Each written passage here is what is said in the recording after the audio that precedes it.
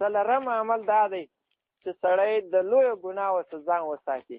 غټې ګناوې چې سړی نه کوي، کبیره ګناوې، درواغ دی، د مسلمان زیرول دی، غیبت کول دی، چا ته ښکنځل کول دی، د چا سره ظلم کول دی، خیانت دی، دوکه ده، د یو چا وژل دی، جادو کوډې دی، شرک دی، داسې نورې ټولې ګناوې غټې ګناوې چې څومره دي، د دې څخه چې سړی ځان وساتي، نو الله پاک یې په دې وجه تر کوچنیو ګناه ورتېرېږي. وړې ګناوې الله پاک ورمعافوي چې انسان د دې څخه ځان وساتي، نو الله پاک یې په هغو پروا نه لري. الله پاک قرآن کریم کې فرمایي ان تجتنبوا کبائر ما تنهون عنه نکفر عنکم سیئاتکم. که چیرې تاسې د هغه لویو ګناهو څخه چې تاسې ځینې منع سوي یاست د هغو څخه ځان وساتئ، موږ به ستاسې هغه کوچنۍ ګناوې در ورژوو، در ختمې به یې کړو. وندخلکم مدخلا کریما، او بیا به مو د عزت ځای ته یعنې جنت ته داخل کړو. نو دا بل سبب دی څلورم چې سړی د لویو ګناهو ځان وساتي، الله پاک یې نورې ګناوې وربخښي. پنځم عمل دا دی چې سړی د الله پاک د مخلوق سره ښه وکړي. د الله پاک څومره مخلوق دی، که انسانان دي او که نور مخلوقات دي، د دوی سره ښه کول، په دې وجه سره مو الله پاک تر ګناه ورتېرېږي. ابوبکر صدیق رضی الله عنه خوریه و مستح ابن اساسه رضی الله عنه د بیبي عایشې رضی الله عنها په واقعه کې هغه هم یو خبره کړې وه. نو ابوبکر صدیق رضی الله عنه مخکې به خیرات ورکوی، کومک یې ورسره کوی، خو کله چې خبر سو چې ده هم د عایشې رضی الله عنها باره کې د منافقانو پر کم خبرې کړې دي، د هغو خبرې دم تکرار کړې دي، نو ده دا قسم واخیستی چې بیا به زه کومک نه ورسره کوم، زه بیا شی نه ورکوم، پیسې به نه ورکوم. نو الله پاک قرآن کریم کې آیت نازل کړي ولا یأتل اولو الفضل منکم والسعة ان یؤتوا اولي القربى والمساکین والمهاجرین فی سبیل الله. په تاسې کې د فضیلت خاوندان او د فراخي خاوندان، د مال والا خاوندان، دا دې دا قسم نه اخلي چې د مسکینانو سره او مهاجرینو سره او د خپلو قریبانو سره به دوی کومک نه کوي، هغو ته پیسې او شی خیرات به نه ورکوي. دا مه کوئ. الا تحبون ولیعفوا ولیصفحوا. دا خلک دي تر غلطۍ ورتېر شي او مخکې ځینې وګرځئ، سر د نفسې ګرځئ. د انسان څه غلطي وسوله نو بیا دې دا نه وایي چې ولې درته وسوله، نور دې ورتېر شي. الا تحبون ان یغفر الله لکم. آیا تاسې دا نه خوښوئ چې الله پاک بخښنه درته وکړي؟ یعنې مطلب دا چې د انسانانو سره نیکي کول دا د الله د مغفرت سبب دی. که چیرې تاسې دا کار نه کوئ نو داسې څه لکه تاسې چې د الله پاک مغفرت او بخښنه نه غواړئ. نو د انسانانو سره نیکي کول دا د مغفرت یو بل غټ سبب دی. دارنګه د الله پاک د نور مخلوق سره ښه کول. یو حدیث کې راغلی دی یو سړی و، تږی و، راغی یو څاه ته. په هغه څاه ته چې رالی، په دې ځای کې یو سپی ولیدی چې د څنډې د لاسه یې ژبه یې په خټو باندې تېروله، په لندو خټو باندې. نو دی راولاړ شو، څاه ته یې اوبه راوکښلې په یو ترتیب سره، خپله یې وڅښلې او بیا هغه سپي ته هم ورکړلې، او دا یې وویل چې دا اما یو حیوان دی او داسې تږی سوی دی لکه څنګه چې زه تږی وم په تکلیف ومه، هغه سپی یې اوبه کوي. نو د الله پیغمبر فرمایي فشکر الله له.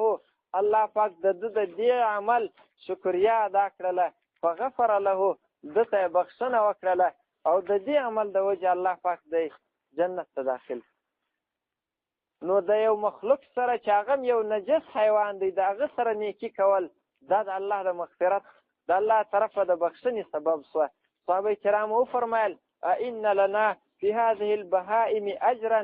آیا په دې حیواناتو کې د دغو حیواناتو سره چې موږ ښه وکړو په دې کې هم زموږ دپاره ثواب شته؟ رسول الله صلی الله علیه وسلم وفرمایل فی کل کبد رطب اجر. په هر هغه ځیګر والا چې د لوند ځیګر خاوند دی په هغه کې اجر او ثواب شته. یعنې هر ژوندی شی چې د هغه سره دې ښه وکړل په دې کې ثواب شته. نو د حیواناتو سره ښه کول دا د جنت سبب دی. نو بیا د انسان سره، بیا د مسلمان سره نیکي کول، نو دا خپله سړی فکر وکړي دا به څنګه نه وي سبب. نو دا یو بل سبب دی. او بل یو سبب د مغفرت د ګناهو هغه تکلیفونه دي. په انسان چې تکلیفونه راځي، غمونه راځي، په دې سره الله پاک سره ګناه ورتېرېږي.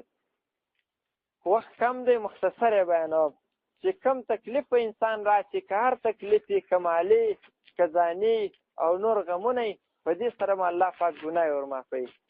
او بل دا دی چې انسان دعاګانې کوي. دعاګانې دا هم د ګناهو د معافۍ یو سبب دی. دارنګه یو سړی مړ سو، په دې باندې جنازه چې خلک کوي مسلمانان، دا اصل کې سفارش دی الله ته.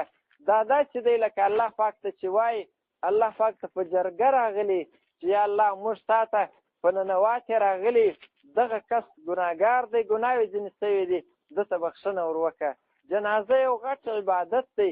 دا باید سړی په خیرخواهي د مسلمان سره په اخلاص او توجه سره وکړي. نن سبا خلک په دې کې ډېره کمزوري کوي، اکثره دې ته فکر هم نه وي چې دا موږ د دې انسان دپاره بخښنه غواړو، خاص توجه هم نه وي برابره. نو په جنازه سره م الله پاک انسان سر ګناه ورتېرېږي. او دارنګه انسان چې کله مړ سو، د زکدن په وخت کې چې مړ سوی لا نه یا مړ سو، په قبر کې تکلیفونه یې، د قبر ته چې راپورته سو، د حشر په میدان کې تکلیفونه دي، پل صراط باندې، په دغو تکلیفو سره م الله پاک سر ګناه ورتېرېږي. د الله پاک رحمت صرف د انسانانو دپاره یو بهانه غواړي. دغه تکلیفونه چې مسلمان تیر کړل، نو الله پاک فرمایي چې دا انسان څه ګناوې کړې وې، دومره تکلیف یې بس دی، دغو ګناو برابر تکلیف ورباندې تیر سو، نور دې ولاړ شي جنت ته. الله پاک یې په دې تکلیفو سره م بخښي. بل سبب د ګناو د بخښنې د رسول الله صلی الله علیه وسلم شفاعت دی. دا م یو غټ سبب دی. الله پیغمبر فرمایي شفاعتي لاهل الکبائر من امتي، او زما شفاعت زما په امت کې د لویو ګناو د خاوندانو دپاره دی، هغو دپاره به زه شفاعت کوم. بل حدیث کې دی اتانی آتی من عند ربي، و زما د رب د طرفه یو راتلونکی یو ملائکه راله، او فخیرني بین ان یدخل نصف امتي الجنه و بین الشفاعة، ما ته په دوه خبرو کې اختیار راکړي. یو دا چې زما نیم امت جنت ته داخل شي، چې دا خوښه دا راته وویل چې دا خوښه، او که دا خوښه چې تا ته دې د شفاعت اجازه یې چې د چا دپاره ته شفاعت کوې، الله پاک دې شفاعت قبول کړي. نو فخیرت الشفاعة، نو د الله پیغمبر فرمایي چې ما شفاعت خوښ کړي. بل روایت کې دی لأنها اعم و اکثر، ځکه دا شفاعت ډېر عام دی. نیم امت که تللی وی خو نیم به تللی وی، نور پاته و. شفاعت ډېر عام دی، په دې وجه سره ما دغه شفاعت خوښ کړي. فهي لمن مات لا یشرک بالله شیئا، نو دا زما شفاعت د الله پیغمبر فرمایي د هغه چا دپاره دی. یو شرط لري چې څوک په داسې حال کې مړ سو چې د الله سره د هېڅ شي شرک نه یې کړی، نه ملایک شریک کړي، نه د الله پاک نیکان بندګان شریک کړي، نه پیغمبران، نه درختې، نه ډبرې، نه بوتان، چې هېڅ شی نه یې شریک کړي، دغه ته به دغه شفاعت په نصیب کېږي، او د ده په باره کې به الله پاک قبلوي. اخرنی لسم سبب هغه د الله پاک رحمت دی. د الله پاک رحمت تر نورو ټولو اسبابو فراخ دی. الله فرمایي وسعت رحمتي، و زما رحمت وسعت رحمتي کل شی، زما رحمت تر هر شي فراخ دی.